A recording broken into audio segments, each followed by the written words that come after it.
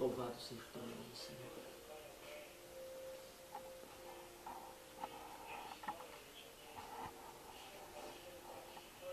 Bendito seja o teu nome, Senhor.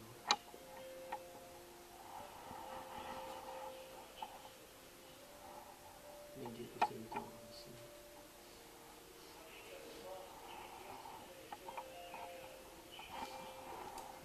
Louvado seja Deus. A palavra que o Espírito Santo ministrou, colocou no meu coração, nesse dia de Páscoa nós temos que entender a verdadeira mensagem da cruz.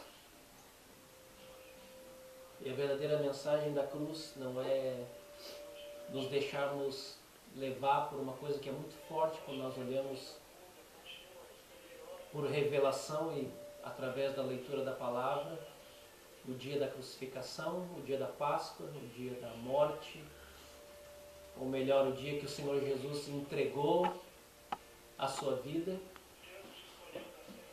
Mas aquilo que o Espírito Santo ministra no meu coração é que aqueles que amam Jesus devem clamar ao Senhor Jesus, clamar ao Espírito Santo de Deus: Senhor, faz-me entender o que é a cruz. Qual o propósito da cruz? Qual o propósito de tudo aquilo que o Senhor passou? Porque nós vemos que em todos os lugares as pessoas são coenvoltas, nós somos coenvoltos, o ser humano é coenvolto pelas emoções.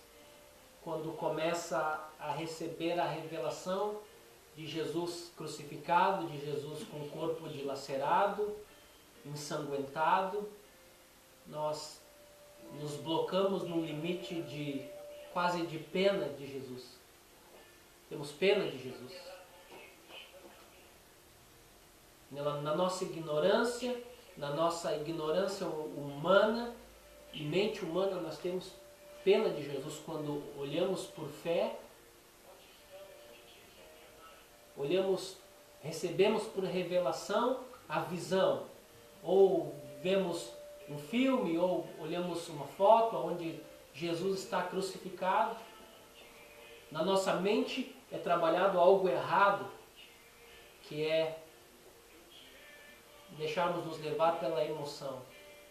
Porque quando Deus olhava para aquele dia, quando Deus dirigia cada passo, porque o Senhor Jesus disse que fazia tudo aquilo que o Pai ordenava, ouvia todas as palavras e dava cada passo daquilo que o Pai ordenava.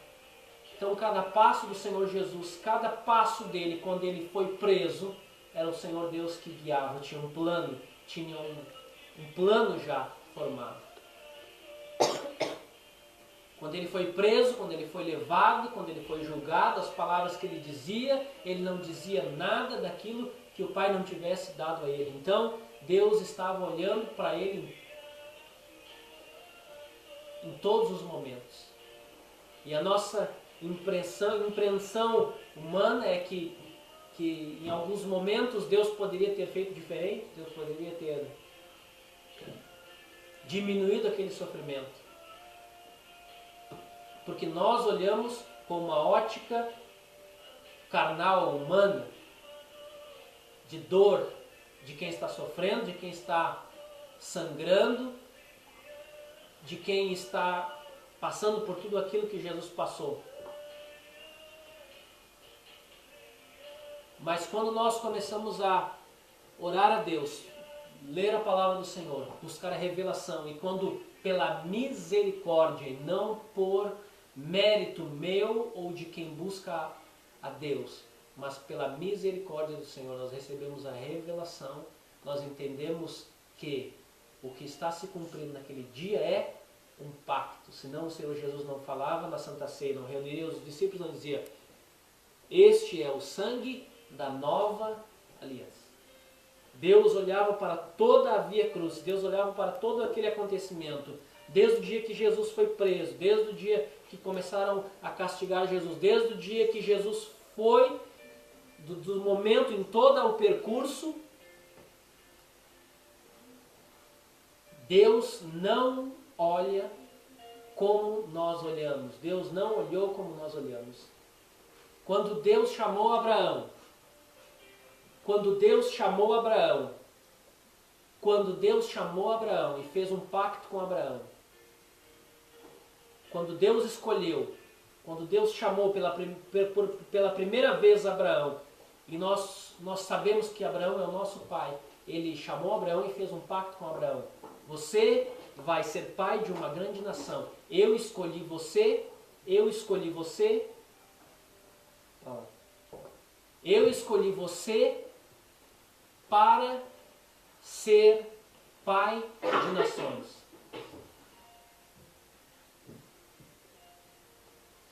Ali o Senhor fez um pacto com Abraão.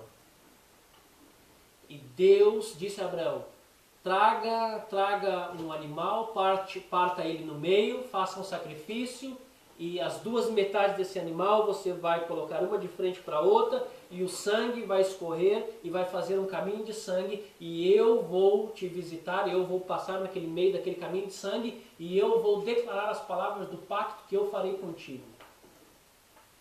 E o pacto, a aliança, naquele tempo, todo o pacto, antes ainda de Abraão, muito antes, naquela época, nos tempos antigos, um pacto era feito dessa maneira. Se sacrificava um animal, as pessoas que estavam concluindo aquele pacto, as pessoas passavam por aquele caminho de sangue, e se era um representante de uma família, se era um representante de outra família que estavam fazendo aquele pacto, eles passavam e eles declaravam as palavras do pacto. Eu estarei contigo na guerra, eu te defenderei, as minhas forças serão as tuas forças, as minhas armas são as tuas armas, aquilo que eu tenho é teu, aquilo que é meu é teu, eu te dou o direito de usar o meu nome, eu te dou todos os direitos de tudo que eu tenho é teu. E aquela outra pessoa que estava fazendo o pacto, enquanto caminhava naquele caminho que se formava de sangue do animal que era estado sacrificado, que foi sacrificado, todos os dois declaravam, as duas partes declaravam, e assim era conhecido um pacto naquele tempo, ainda muito antes de Abraão. Era como o ser humano, era como os homens, as pessoas naquela época conheciam o mais alto nível de seriedade de um pacto que não podia ser quebrado de maneira nenhuma. Quem voltasse atrás naquele pacto morreria. Era assim que o ser humano tinha um pacto sério. Não era como nos nossos dias hoje, que você faz um pacto, faz um contrato, assina, vai no cartório e aquilo tem um valor. Não, naquele tempo era feito assim. Por isso Deus escolheu essa maneira, porque era essa maneira que o homem entenderia que era um trato, um contrato, um pacto que seria respeitado. Então Deus chama Abraão e manda fazer isso. E Deus faz um pacto com o nosso pai da fé, Abraão. E depois, como nós conhecemos bem a história continua. Vem Moisés recebe da parte de Deus os 10 mandamentos e toda a lei do Senhor. E o Senhor no Monte Sinai outra vez pronuncia novamente o mesmo pacto que fez a Abraão. Assim como eu prometi aos teus pais, assim como eu prometi a Abraão, vocês serão para mim nação escolhida, povo eleito. Vocês serão o meu tesouro particular. É isso que Deus fala. Deus fala isso. Deus escolhe o povo dele assim. Faz esse pacto. Vocês têm direito a usar o meu nome. Vocês terão aquilo que eu tenho. Eu tenho prazer em dividir, em dar para vocês, assim como ele promete a terra de Canaã, assim como ele promete tantas outras coisas. Se nós olharmos, foi um pacto feito de sangue, depois um pacto onde Deus continua a pronunciar o pacto no Monte Sinai, quando Deus fala com o povo. Depois, o povo era condenado a morrer, as pessoas eram condenadas a morrer por causa da lei, porque Deus tinha dado a lei a Moisés. e todas aquelas pessoas que não cumpriam a lei eram condenadas a morrer. Todas as pessoas eram condenadas a morrer se não cumprissem aquela lei. E tudo fazia parte de um plano. E as pessoas perguntam, mas por que se Deus sabia? Se Deus sabia que nós não iríamos conseguir cumprir a lei. Então por que Deus fez a lei? Por que Deus fez a lei se nós não poderíamos cumprir a lei? Essa pergunta que nós fazemos, que as pessoas fazem. Por que Deus fez essas coisas se Deus sabia que eu não conseguiria cumprir a lei? Deus, assim como explica o apóstolo Paulo na carta aos Romanos, o Senhor Deus trouxe a lei para que eu pudesse entender e pudesse ver o pecado. Porque onde não existia lei, não existia pecado. Se não existisse a lei, eu poderia matar, eu poderia prostituir, eu poderia roubar, eu poderia fazer o que fosse, porque não existia nada que dissesse que aquilo era errado, que aquilo era pecado. Para que Deus fez a lei? Para que o pecado fosse identificado, a transgressão fosse identificada. E Deus tinha um plano e concretizou em Jesus, no dia em que Ele entregou o seu corpo e entregou a sua vida para nos libertar dessa lei. A salvação é para todo aquele que crê. Hoje é um dia de Páscoa, hoje é Páscoa, hoje nós comemoramos a Páscoa. E nós temos que buscar, temos que pedir a Deus, Senhor, me ensina, me traz a revelação do que é realmente a cruz. Eu carregava um peso aonde se eu pecasse, eu morreria. Se eu cometesse adultério, eu morreria. Se eu roubasse, eu morreria. Se eu cometesse qualquer pecado, eu morreria. E quando Jesus, na cruz do Calvário, trouxe pelo plano de Deus a nova aliança, porque era necessário uma nova aliança, porque a primeira aliança foi com Moisés, com a lei, e nós não fomos capazes, nós não tivemos capacidade de nós mesmos cumprir a lei, de obedecer a lei. E Deus, como nos ama e nos amou sempre, proporcionou a segunda aliança para nós, o segundo pacto conosco. Que hoje nós colocamos, que hoje nós recordamos como a Santa Ceia, como o momento da Santa Ceia.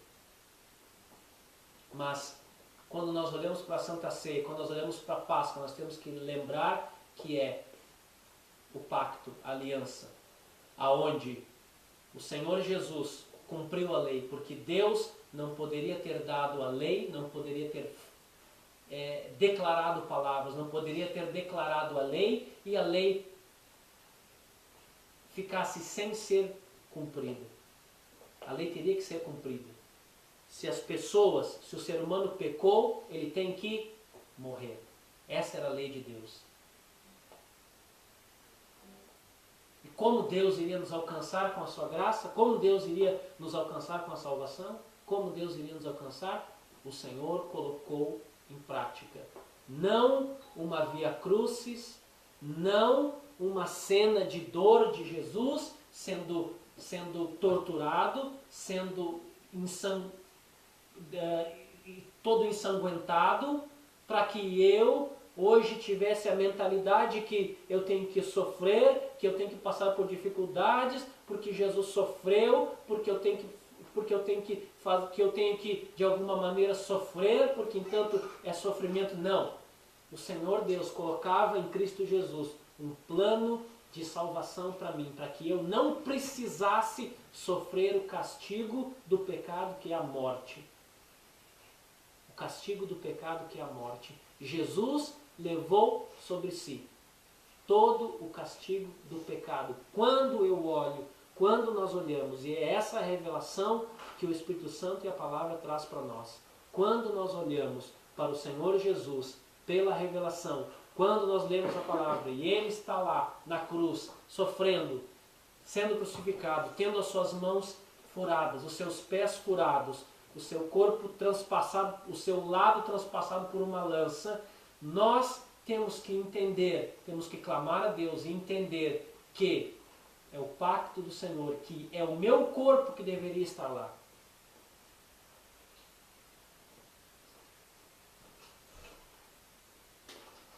Esse novo pacto para nós traz uma nova natureza.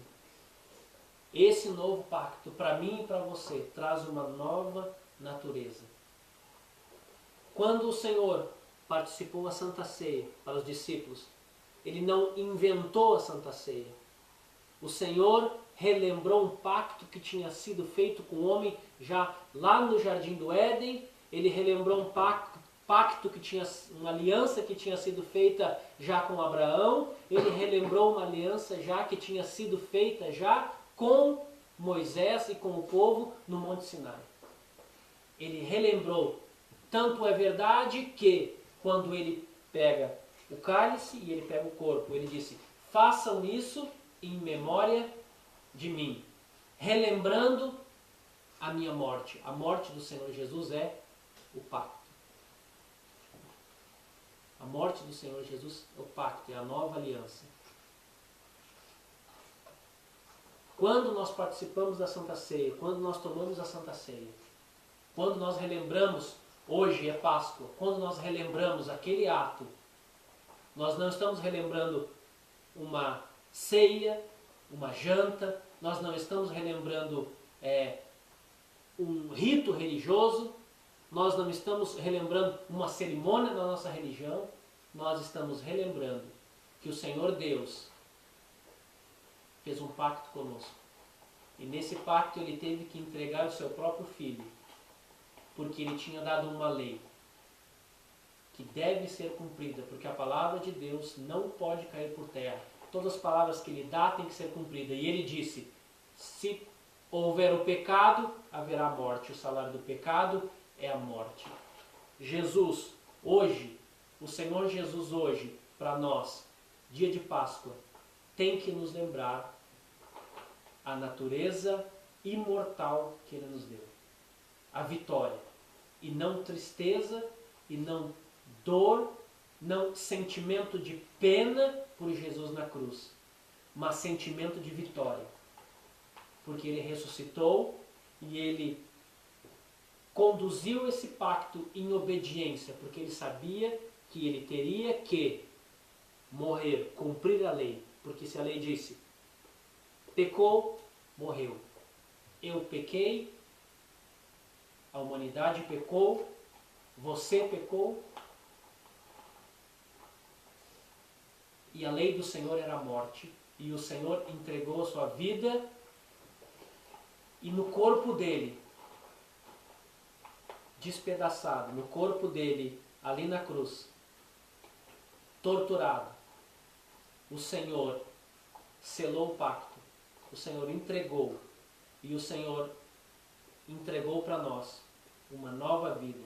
E o meu corpo não tem que ser reduzido pelo pecado ao que foi reduzido o corpo de Jesus. A destruição física, a destruição mental, a tristeza, a depressão, a sentimento de incapacidade, a minha mente, a minha vida hoje, nos nossos dias de hoje, eu falo, minha vida hoje, a tua vida hoje, não pode ser reduzida, porque se a tua vida hoje está sendo reduzida à tristeza, se a tua vida hoje está sendo reduzida à depressão, se a tua vida hoje está sendo reduzida a feridas na alma, a tortura, se a tua vida hoje está sendo reduzida a isso, é porque você não entendeu ainda o que é a morte de Jesus, o que é a cruz de Jesus. É porque você não está entendendo, não entendeu ainda. Então, para você que não entendeu ainda, e você se encontra nessa situação, em tristeza, em depressão, você se encontra nessa situação de tristeza, de depressão, de casamento destruído, de vida destruída, de sem esperança, de doença, de sem expectativa, com o teu corpo. Quando você olha para Jesus, parece que você vê aquele mesmo corpo lá, você está pagando o preço, o salário do pecado, mas você não tem que pagar o preço dos pecados que você cometeu durante a tua vida. Porque o Senhor Jesus morreu na cruz para pagar o preço dos pecados. Você é livre. Você é livre. Você precisa crer no Senhor Jesus. Você precisa aproveitar o dia de hoje, o dia da Páscoa, para pedir a revelação da salvação do Senhor. Nós vamos orar em nome de Jesus e a palavra do Senhor vai mover o seu coração em arrependimento. A palavra do Senhor vai mover o seu coração. Depois da oração, nós estaremos concluindo em nome do Senhor Jesus. Vamos orar? Em nome de Jesus. Senhor, obrigado, Jesus, pela tua graça. Obrigado, Senhor, pelo teu amor e pela tua misericórdia. Senhor, nós te louvamos e te adoramos, Senhor, neste dia, Senhor, de Páscoa. Senhor, obrigado, Senhor, pela revelação, pela transformação, pela tua bondade. Alcança cada vida, alcança cada pessoa. Oramos, Senhor, pelos nossos irmãos, todas as igrejas lá no Brasil. Alcança, Senhor, o nosso ministério, todos os ministérios, líderes, obreiros, levitas, cada membro, cada vida, cada pessoa, criança, jovem, alcança com a revelação da cruz, vida nova, transformação, novo pacto, nova vida, natureza de Deus, poder do Espírito Santo, em nome do Senhor Jesus. Oramos, Senhor, pelas pessoas aqui na Itália. Oramos, Senhor, por cada um que está recebendo a tua palavra aqui na Itália, em nome do Senhor Jesus. Declaramos a tua paz, a tua alegria, em nome de Jesus. Amém.